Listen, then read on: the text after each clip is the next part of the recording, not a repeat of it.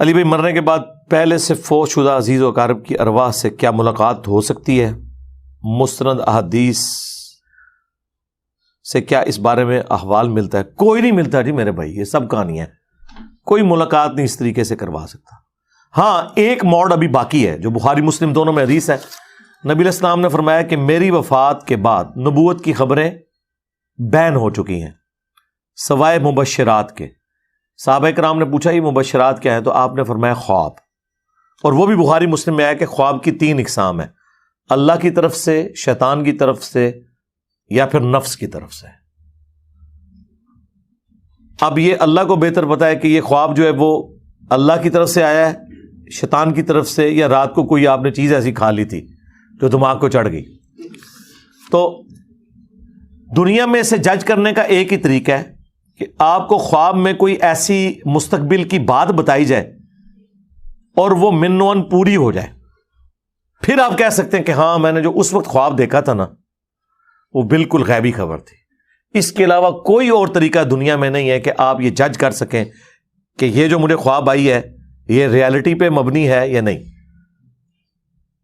ورنہ تو آپ کو پتا ہے کہ ڈاکٹر طاہر القادری صاحب کے خواب تو بڑے مشہور ہیں، وہ تو اب سیاست ہی چھوڑ گئے ہیں، تو اس کا مطلب وہ ساری جھوٹی کہانیاں تھیں۔ ایون رسول اللہ کے بارے میں بھی جو خواب دیکھا وہ بھی ان کے ذہنی تخیل ہے کہ نبی علیہ السلام نے ٹیکسی کا کرایہ مجھ سے مانگا اور یہ وہ سب کچھ۔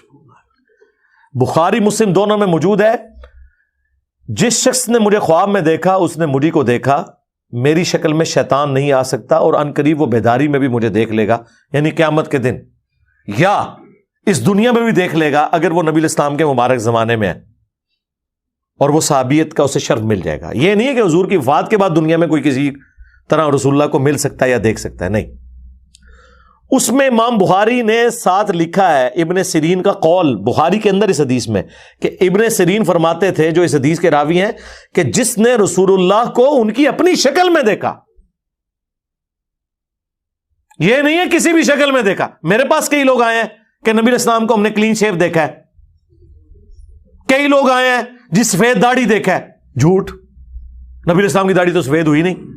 بخاری مسلم دونوں میں حدیث ہے، نبی علیہ السلام کی وفات کے وقت بھی انس ابن مالک کہتے ہیں 63 سال کی عمر میں بھی، اور ہمارے یہ سولر ایئرز کے اعتبار سے 61 سال، لیونر ایئرز کے اعتبار سے 63 سال، آپ کے 20 سے زیادہ بال نہیں تھے جو سفید ہوں، 20 سے کم بال تھے، اور وہ بھی چند بال یہ کن پٹی پہ تھے، وہ بھی جب آپ نے تیل لگایا ہوتا تھا نظر نہیں آتے تھے۔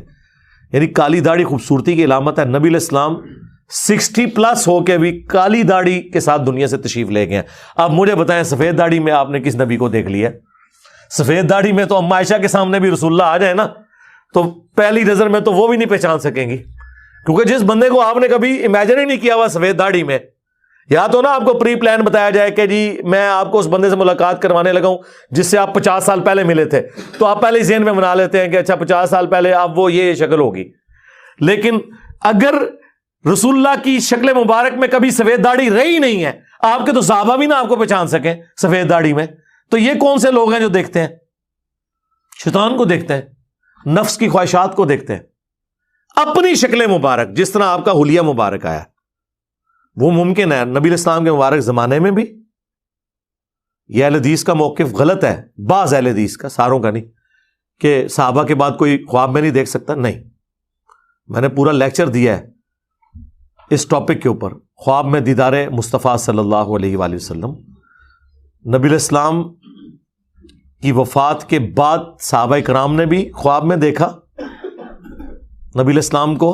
مسند احمد میں موجود ہے، حضرت عبداللہ ابن عباس نے 10 محرم والے دن وہ خواب دیکھا تھا 61 ہجری میں حضور کی وفات کے 50 سال بعد، کہ آپ کے مبارک ہاتھوں میں ایک شیشی ہے جس میں خون ہے، اور آپ علیہ السلام نے فرمایا کہ میں صبح سے حسین اور اس کے ساتھیوں کے خون کو جمع کر رہا ہوں، یعنی ایک تمثیلاً آپ کو دکھایا گیا۔ وہ گھبرا کے اٹھے تو وہ تاریخ اور دن یاد رکھا، بعد میں پتہ چلا کہ اسی دن حسین ابن علی کو شہید کیا گیا۔ اللہ کی لعنت، اللہ کے فرشتوں کی لعنت، تمام لعنت کرنے والوں کی لعنت دشمنان اہل بیت کے اوپر، آمین۔ صلو علی محمد و آل محمد، اللہم صلی علی محمد و علی آل محمد۔ اچھا، اب یہ خواب موجود ہے اس طرح صحیح مسلم کے مقدمے میں. اب یہ جو میں خواب بتا رہا ہوں ابن عباس والا، یہ مسند احمد میں ہے اور مشکات میں، اور صحیح مسلم کے مقدمے میں خواب لے کے آئے امام مسلم کہ جو ابان بن ابی عیاش تھا، جس نے حضرت عمر کے اوپر بھی وہ تہمت لگائی کہ انہوں نے حضرت فاطمہ کو شہید کیا، اس خبیث شخص سے 2 تبع تابعین نے حدیثیں نوٹ کی 1000. وہ کہتے ہیں نبی علیہ السلام کی مجھے خواب میں زیارت ہوئی، ایک ان میں سے تبع تابعی کہتا ہے، اور میں نے 1000 حدیثیں حضور کے سامنے پڑھی خواب میں. تو آپ نے صرف 5 یا 6 حدیثوں کی تصدیق کی، باقی سب کا یہ جھوٹی ہیں، میری حدیثیں آئی نہیں ہیں. اور امام مسلم نے یہ مسلم کے مقدمے میں صحیح مسلم کے اندر لکھ لیا. اب یہ تو صحابی تو نہیں تھے، یہ تو تبع تابعی تھے جنہوں نے نبی علیہ السلام کو خواب میں دیکھا. پھر ابو داؤد میں حدیث ہے جس نے ایک دفعہ پڑھا لا الہ الا اللہ وحدہ لا شریک لہ لہ الملک ولہ الحمد وہو علی کل شیء قدیر. صبح کے وقت پڑھ لے تو شام تک اللہ کے مضبوط قلعے میں آ جائے گا شیطان کے اگینسٹ، شام کے وقت پڑھے تو صبح تک اللہ کے مضبوط قلعے میں آ جائے گا.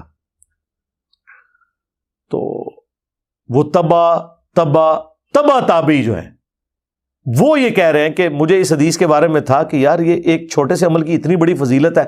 تو ایک رات مجھے خواب میں نبی علیہ السلام کی زیارت ہوئی، تو میں نے حضور سے پوچھا کہ یہ میرے تک حدیث پہنچی ہے اس سند کے ساتھ، تو نبی علیہ السلام نے فرمایا یہ بالکل صحیح حدیث ہے، میں نہیں فرمایا.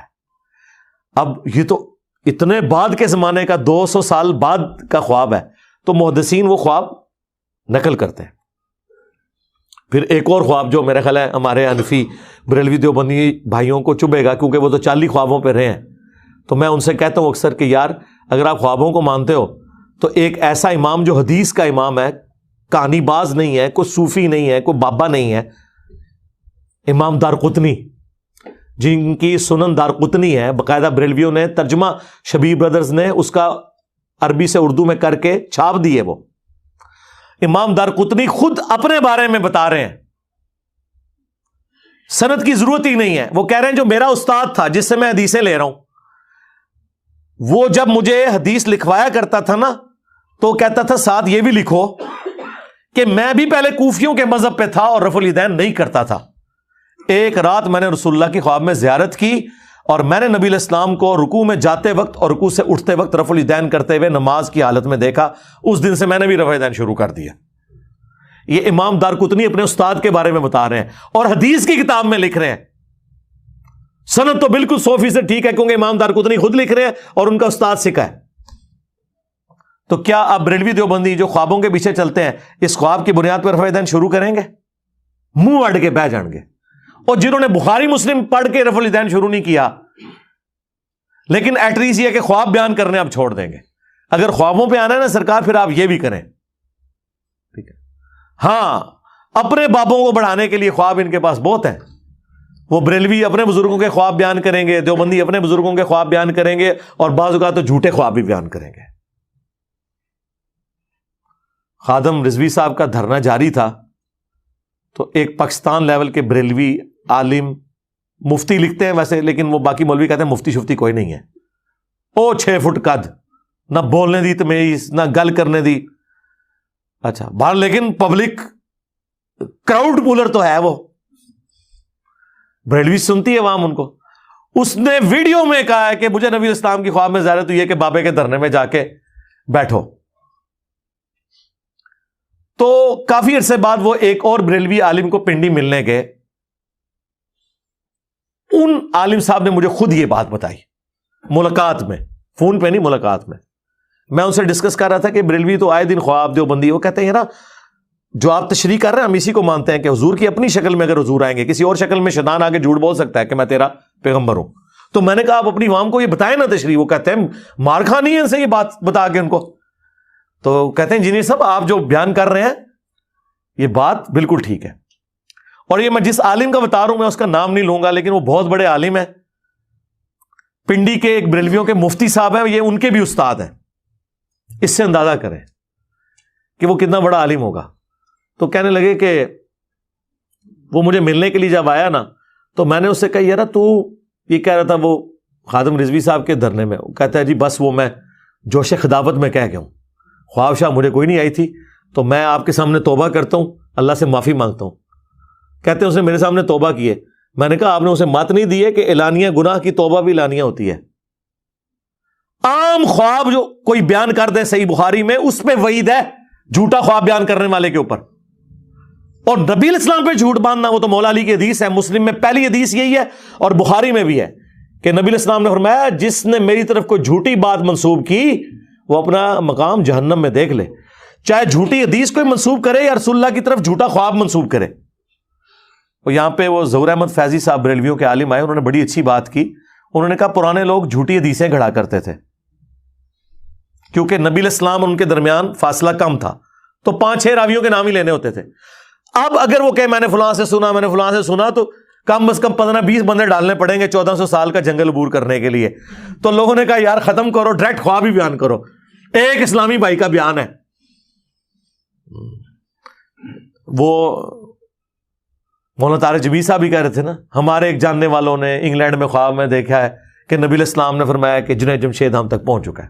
لو جی، جنید جمشید بھی ہوتے ہی پہنچتا ہے، خادم رضوی صاحب بھی ہوتے ہی پہنچتے ہیں. تو دو دنیا ایک دوسرے کو مسلمان بھی نہیں سمجھتے. کیسی مزے کی گل ہے. کیا بریلوی مسلمان سمجھتے ہیں دیوبندیوں کو؟ نہیں. اگر کوئی مانتا بھی ہے تو غدار ہے اپنے مسلک کا، کیونکہ اعلیٰ حضرت نے ان کو اسلام سے باہر نکالا ہوا ہے. اور اگر کوئی دیوبندی مانتا ہے تو وہ اپنے مسلک کا غدار ہے، کیونکہ المحند میں انہوں نے ان کو نکالا ہوا ہے. پھر اللہ سے ٹاپک حسام الارمین اور المحند کا شروع ہو جائے گا. لیکن میں آپ کو بتا رہا ہوں کہ اپنے خواب بیان کرتے ہیں بڑے مزے لے کے چسکے لے کے، ایک دوسرے کے خوابوں کو یہ بالکل ماننے کے لیے تیار نہیں ہوتے، اور پھر ادھر ان کو تشریحات یاد آ جاتی ہیں. تو یہ اکثر جھوٹے خواب ہوتے ہیں، اور جن کو یہ سچا بھی سمجھ رہے ہیں ہمارے نزدیک، وہ بھی اکثر جھوٹے ہی ہوتے ہیں. اس کی وجہ یہ ہے کہ آپ کیسے جج کریں گے. البتہ جو مستقبل کی خبر اگر دنیا میں پوری ہو جائے تو آپ کہہ سکتے ہیں کہ یہ خواب ہیں جو دنیا میں پورے ہوئے ہیں لوگوں کے، غیر مسلموں کے پورے ہوئے ہیں. مسلمانوں کو تو چھوڑ دیں، غیر مسلموں کے خواب. بنزین کی جو ہیگزاگونل سٹرکچر ہے، یہ ایک سائنٹسٹ کو خواب میں دکھائی گئی تھی. اس نے وہ 6 سانپ دیکھے تھے ایسے، وہ آپس میں جڑے ہوئے ہیں، تو اس کو وہ سٹرکچر پھر آ گئی بنزین کی. 6 کاربن کے ایٹمز اس طرح لگانے ہیں. اس طرح یہ جو سلائی مشین ہے، یہ جس بندے نے بنائی تھی، اس نے خواب میں دیکھا تھا کہ کچھ لوگوں نے بانس اٹھائے ہوئے ہیں جن کے اوپر کیلیں لگی ہیں، اور کیل والی سائڈ کے اوپر اس میں سوراخ ہے. عام جو ہاتھ والی سوئی ہے نا، اس کی بیک سائڈ پہ سوراخ ہوتا ہے، لیکن جو کپڑے سلائی کرنے والی سوئی ہے اس کی نوک والی سائڈ پہ سوراخ ہوتا ہے. یہ آئیڈیا اس کو خواب میں آیا تھا. تو خواب میں کسی کو بھی کوئی چیز آ سکتی ہے، وہ اللہ تعالیٰ کسی کو شرح صدر کر دیتا ہے. اور یہ تو حضور نے خود فرمایا کہ یہ قیامت تک سلسلہ میری وفات کے بعد جاری رہے گا، لیکن پورا ہو جائے. اگر پورا نہ ہو تو پھر آپ کیسے کہہ سکتے ہیں خواب سچا ہے؟ اور یقین کریں ہمارے اسٹوڈنٹس نے، چھوڑ دیں ہمارے دشمنوں نے، جو ہمارے بارے میں خواب دیکھا، کئی خواب نبی علیہ السلام کی خواب میں زیارت کی، اور انہوں نے اپنا مسلک چھوڑ کے ہمارے ساتھ اٹیچ ہوئے. میں نے آج تک کبھی ممبر سے بیان نہیں کیے. کیوں؟ جب میں دوسروں کے خوابوں کو دلیل ماننے کے لیے تیار نہیں ہوں تو مجھے یہ رائٹ ہی نہیں پہنچتا کہ میں اپنے بارے میں خواب پیش کروں.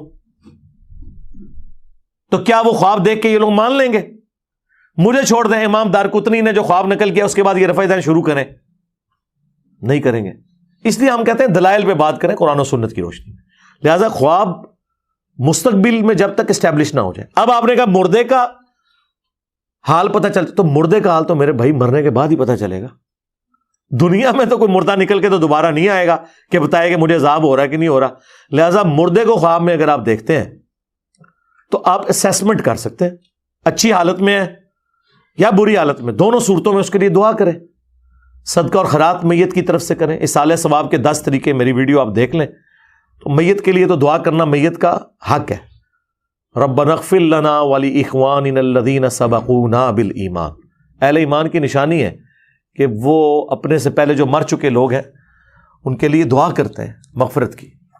تو آپ دعا کریں. قبرستان بھی ریگولرلی جائیں، وہاں پہ بھی صحیح مسلم میں دعا ہے، السلام علیکم اہل الدیار من المؤمنین والمسلمین وَإِنَّا إِن شَاءَ اللَّهُ بِكُمْ لَلَاحِقُونَ نَسْأَلُ اللَّهَ لَنَا وَلَكُمُ الْعَافِيَةَ. تو یہ کیا کریں. باقی کوئی نبی کے بغیر غیبی خبر بتا نہیں سکتا آخرت کے معاملات سے ریلیٹڈ.